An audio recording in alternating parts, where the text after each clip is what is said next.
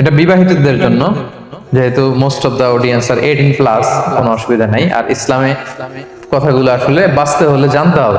সেটা হচ্ছে, আমরা শুনেছি যে বিবাহিতরা ফিজিক্যাল ইন্টারকোর্স যদি করে, দেহ থেকে সিমেন আউট হলে রোজা ভেঙে যায়, কিন্তু স্বাভাবিক মেলামেশাতে রোজা ভাঙে না। কিস করা, হাগ করা হাজবেন্ড ওয়াইফের মধ্যে, এই যে সখ্যতা, এই ব্যাপারগুলো যদি দিনের বেলায় ঘটে, এতে রোজা ভাঙে না। ব্যাপারটা বুঝতে পেরেছেন না সবাই? একটা দলিল শোনেন। আমাদের আয়েশা রাদিয়াল্লাহু তাআলা আনহা বলেন, কারণ নবী সাল্লাল্লাহু আলাইহি ওয়াসাল্লাম ইয়াকাব্বিলু ওয়া হুয়া সাইম, রমাদানের রোজা অবস্থায় তিনি আমাদেরকে কিস করতেন, ওয়া ইউবাশিরু, আমাদেরকে হাগ করতেন, ওয়া হুয়া সাইম, রোজা অবস্থায়। এতে রোজার কোনো সমস্যা হতো না। তবে এটা রিকমেন্ডেড না। স্বামী স্ত্রীর একান্ত মেলামেশা দিনের বেলা রিকমেন্ডেড না, কারণ এটা থেকে সে সেক্সুয়ালি এক্সাইটমেন্টের দিকে চলে যেতে পারে। ফলে ভুল করে সে এমন কাজ করে ফেলতে পারে যেটাতে তার রোজাটাই ভেঙে যাবে। আর ইচ্ছা করে রোজা ভাঙলে কি করতে হয়? কাজাও কাফারাও, খবর আছে না? সেজন্য এটা খেয়াল রাখতে হবে। আরবিতে বলে আল ইহতিলাম, ওয়েট ড্রিম, বাংলায় বলে স্বপ্ন দোষ।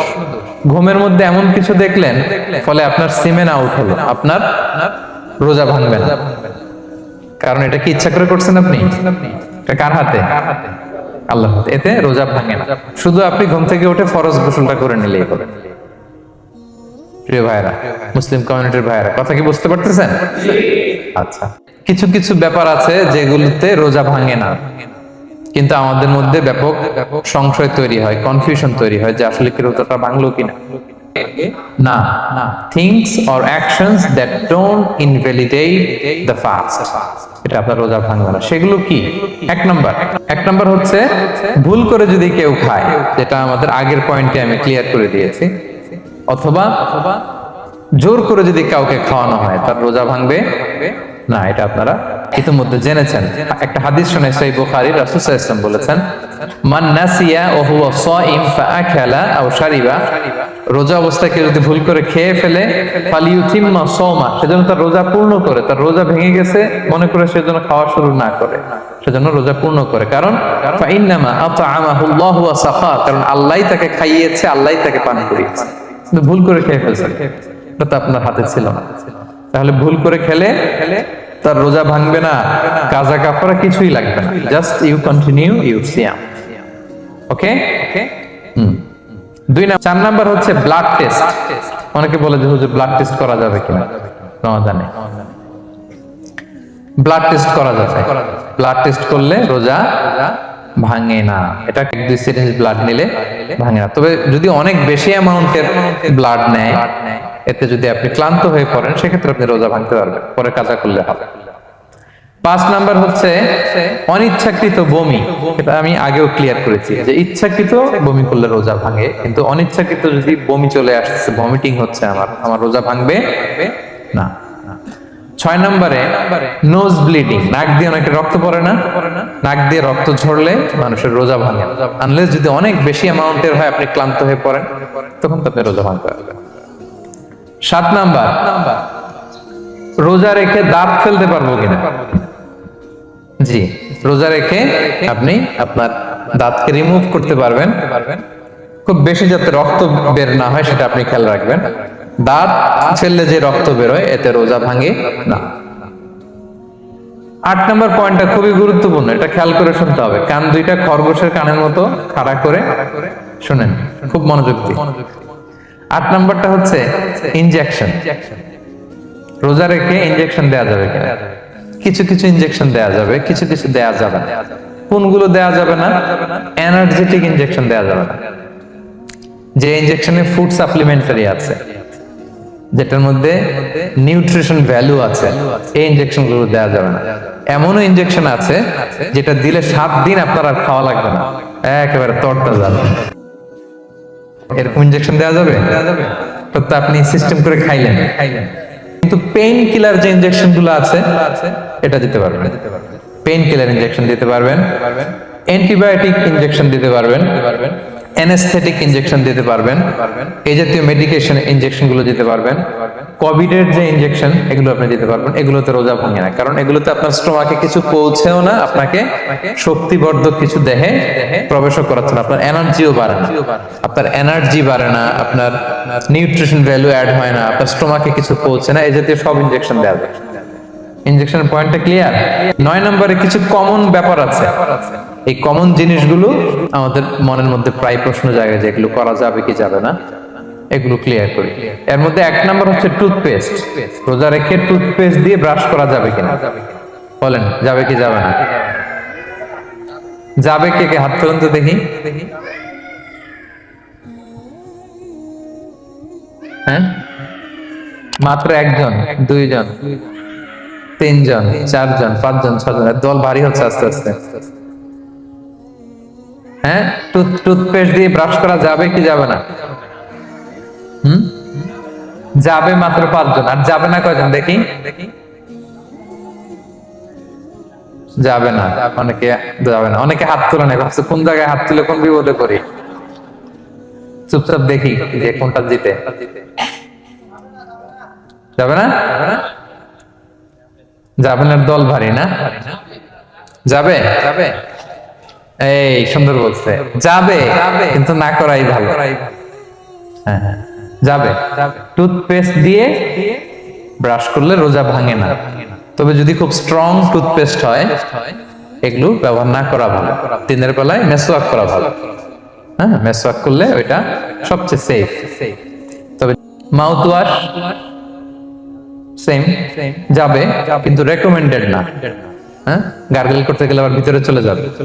সিম্পলি কুলি করা যাবে, কিন্তু আপনার রোজা ভাঙবে না। কিন্তু দিনের বেলায় আমরা টুথপেস্ট, মাউথ ওয়াশ এগুলো ইউজ না করে কোনটা সাজেস্ট করি? কোনটা? মেসওয়াক করেন তো আপনারা? রাসূল সাল্লাল্লাহু আলাইহি ওয়াসাল্লাম বলেছেন, আমার উম্মতের জন্য যদি কষ্ট না হয়ে যেত আমি প্রত্যেক নামাজের আগে মেসওয়াক করা ফরজ করে দিয়ে যেতাম। কষ্ট হয়ে যাবে, পকেট নিয়ে নিয়ে মেসওয়াক করতে হবে। এবং রাসূল সাল্লাল্লাহু আলাইহি ওয়াসাল্লাম মৃত্যুর আগে ওনার হাতে যে জিনিসটা রেখে উনি শেষ নিঃশ্বাস ত্যাগ করেছেন সেটা হচ্ছে মেসওয়াক। উনি অত্যন্ত অসুস্থ, প্রচন্ড জ্বরে কাতরাচ্ছেন, তখন দেখলেন যে ওনার শ্যালক আব্দুর রহমান রাদিয়াল্লাহু তাআলা উনি মেসওয়াক করতেছেন, তো উনি ফেল করে তাকায় আছেন, বলতে পারতেছেন না আমাকে দাও।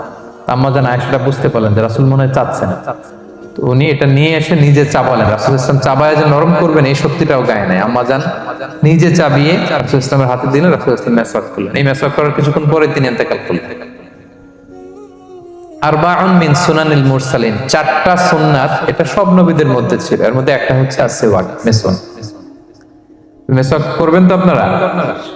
আচ্ছা। এরপর রোজা রেখে আতর দেয়া যাবে, কোনো সমস্যা নাই। পারফিউম দেয়া যাবে, সমস্যা নেই।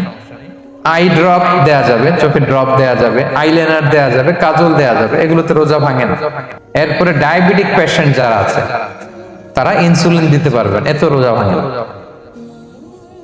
এটা আমাদের লাগে না, আমাদের অনেক মুরব্বীদের দিতে হয়, আমাদের আব্বা আম্মাদের। তো এটা আপনারা জেনে গেলেন, ইনসুলিন দিলে রোজা ভাঙে না। এরপরে 10 নম্বর খুব মজার একটা পয়েন্ট, খাবারের যদি লবণ চেক করা হয় এতে রোজা ভাঙে না। তবে ঘরে আপনারা এটা ট্রাই করবেন না, এটা রেকমেন্ডেড না। এটা কখন রেকমেন্ডেড? এটা বড় শেফদের জন্য। লেটস সে রমাদানে 1000 লোকে বিরিয়ানি করা হবে, আল্লাহর বান্দারা রোজাদাররা খাবে, এটা লবণ বেশি হলে খাইতে পারবে? পারবে না। এজন্য যিনি শেফ, প্রধান বাবুর্চি, উনি লবণটা ট্রাই করতে পারবেন, করে সাথে সাথে কুলি করে ফেলবেন, ভিতরে তো কিছু গেল না, এতে রোজা ভাঙে না।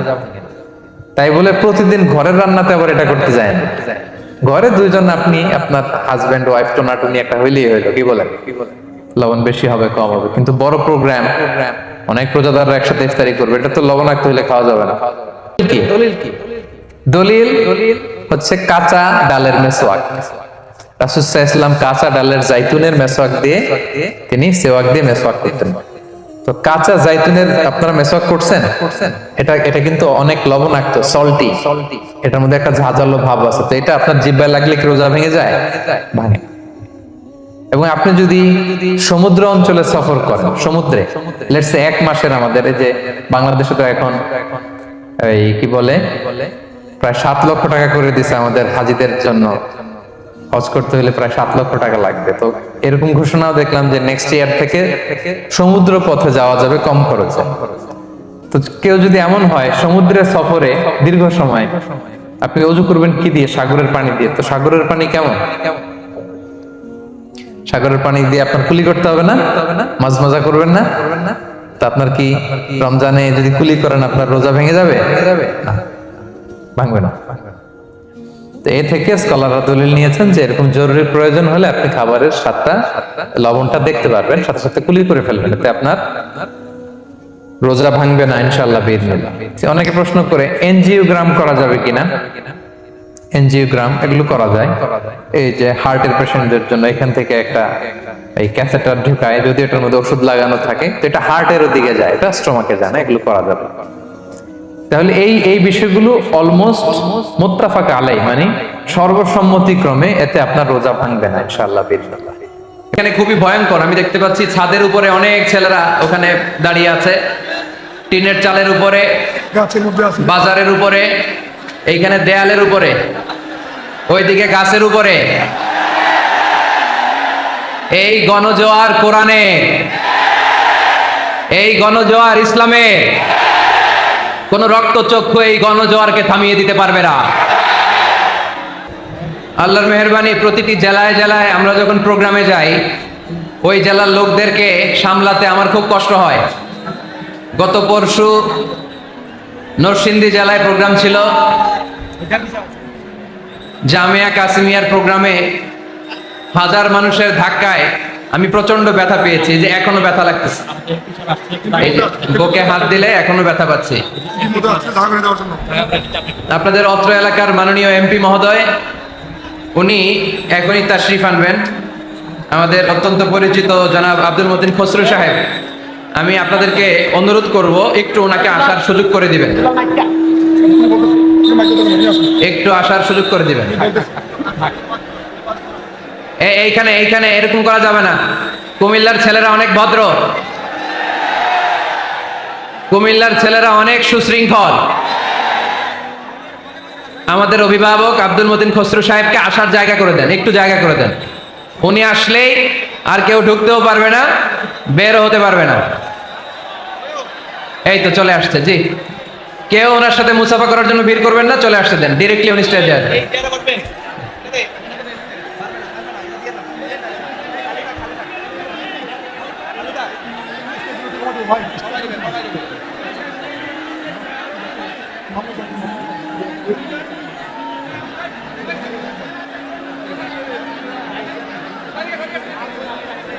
আমার প্রিয় ভাইরা, আপনারা এই যে এই জায়গাটাতে ভিড় করবেন না প্লিজ।